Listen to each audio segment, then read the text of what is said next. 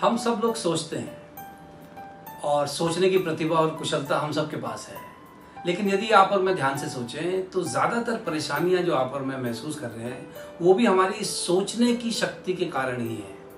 इंसान ही है जो अपनी भविष्य की चिंताओं को लेकर प्रेजेंट में परेशान रह सकता है।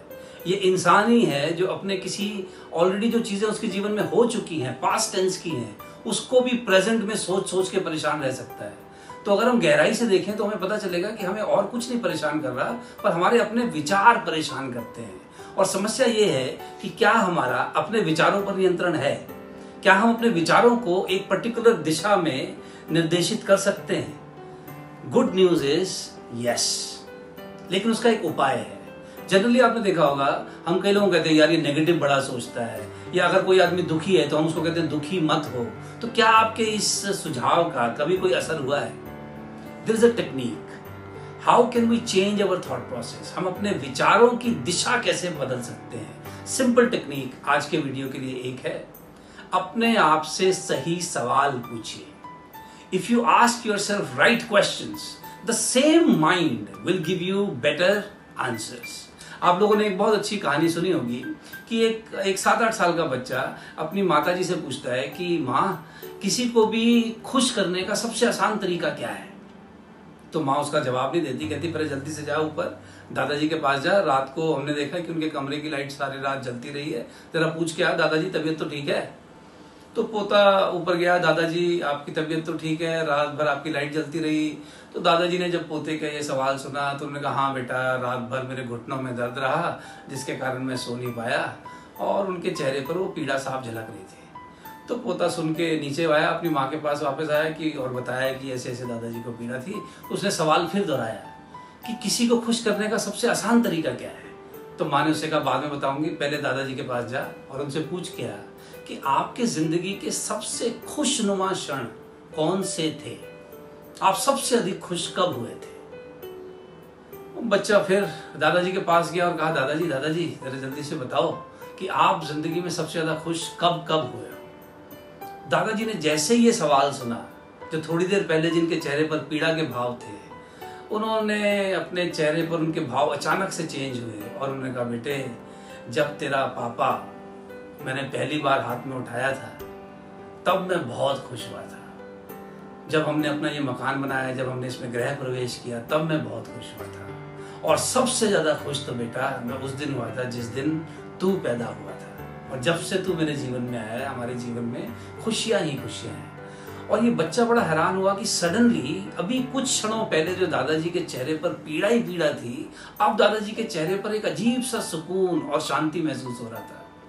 तो बच्चा दौड़ा दौड़ा फिर माँ के पास आया और कहा कि माँ, किसी को भी सबसे खुश करने का सबसे आसान तरीका अब मैं समझ गया, और वो तरीका अब आप भी समझ गए होंगे।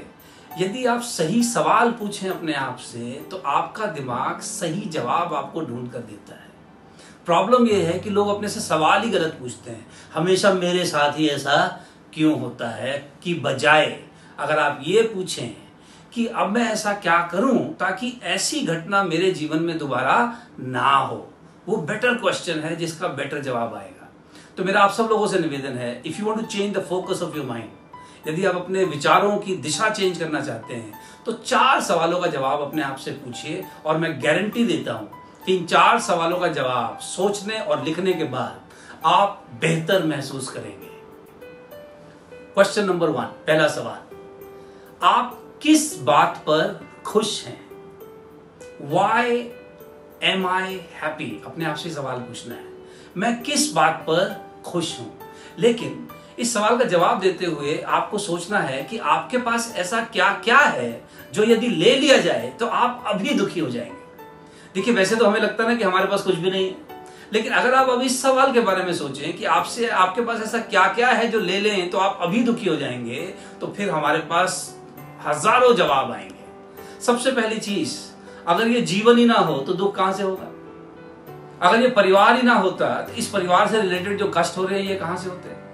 तो आप सोच के देखिए, अगर आपसे परिवार ले लिया जाए, जीवन ले लिया जाए, अगर आपसे नौकरी ले ली जाए जिस नौकरी के बॉस के कारण कष्ट हो रहे हैं या काम के प्रेशर के कारण कष्ट हो रहे हैं, तो आपको पता चलेगा कि हमारे पास कितना कुछ है जो यदि ना होता तो हम दुखी होते।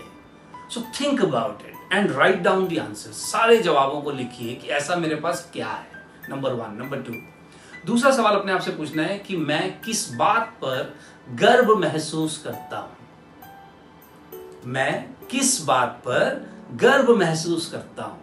अच्छा, इस सवाल के जवाब में कृपया 3 चीजें मत कहिएगा कि मैं एक हिंदुस्तानी होने पे गर्व महसूस करता हूं या जो भी आप कंट्री के हैं। ना आप इसमें यह कहिएगा प्लीज कि मैं हिंदू होने पे या मुसलमान होने पे या सिख या ईसाई होने पे गर्व करता हूं। और ना प्लीज मुझे ये कहिएगा कि मैं अपने माता पिता पे गर्व करता हूं।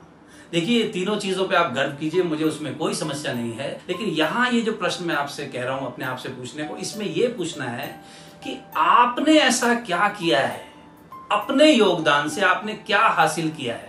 और इस प्रश्न का जवाब देते हुए आपको यह चिंता करने की जरूरत नहीं है कि आपने कोई बड़ी बड़ी चीजें की हो तो आप लिख सकते हैं, नहीं। क्योंकि डिपेंड करता है कि आपका जन्म कहां हुआ, आप किस परिस्थितियों में रहे हैं। देखिए, आप अपने पढ़ाई लिखाई के नंबरों पर गर्व महसूस कर सकते हैं।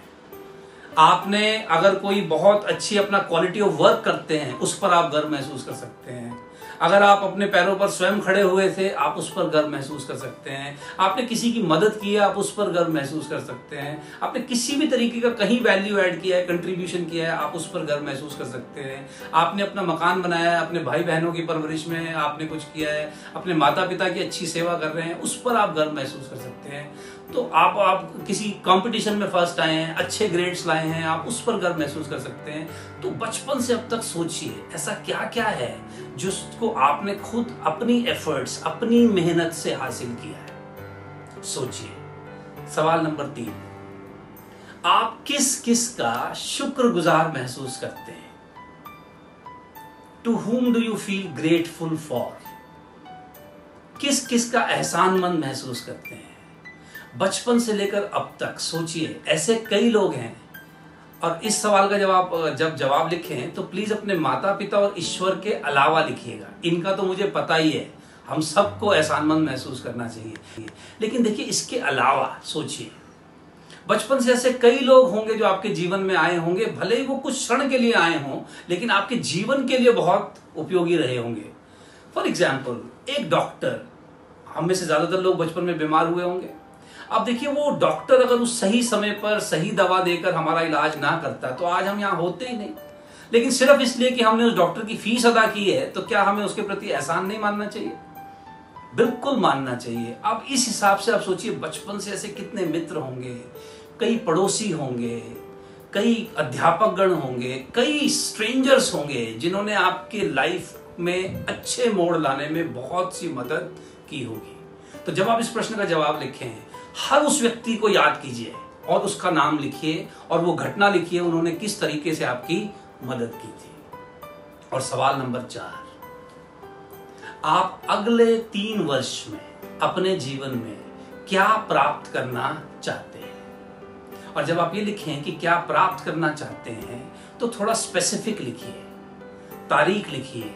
अगर आप चाहते हैं मैं घर बनाना चाहता हूं, तो प्लॉट का साइज लिखिए, नंबर ऑफ बेडरूम्स लिखिए, किस एरिया में चाहते हैं वो लिखिए। यदि आप कोई वाहन चाहते हैं तो वाहन का मॉडल बताइए, कलर बताइए। What do you wish to achieve in the next 1 year, 2 years, 3 years? लेकिन उसकी लिस्ट बनाइए। मैं आपको गारंटी देता हूं, अगर आपने इन 4 प्रश्नों के जवाब लिखे, immediately thought process will change and suddenly we start feeling better. और यही विचार जो कल तक तंग करते थे, यही विचार अब आपको प्रेरित करेंगे, आपको और ऊर्जा महसूस कराएंगे और आप अपने जीवन को बेहतर बना पाएंगे। Think about it.